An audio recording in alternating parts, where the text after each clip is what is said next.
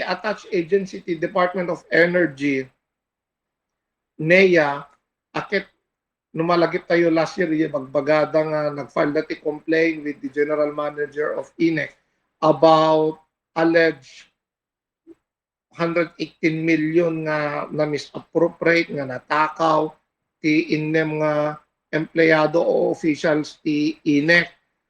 Yesterday, remorte decision, naglalabang kami ti DOJ, Manila, DOJ.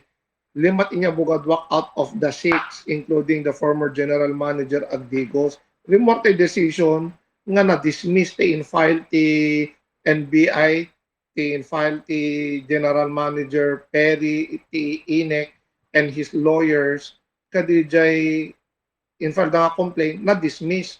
Nagpanuray dagiti argument ni nga talaga awam met na po kaw nga kwarta, awan misappropriation nga napasama, everything is under the law. As a matter of fact, the decision ti DOJ akit rumrumwar pa nga isuda board of directors yung nagmandar no kasano nga magastos tay kwarta. So I think the public must know, considering that we are all member consumer, nga dijay previous statement nga mapukpukaw nga 118 million nga tinakaw, dagiti nga tao is not true ako.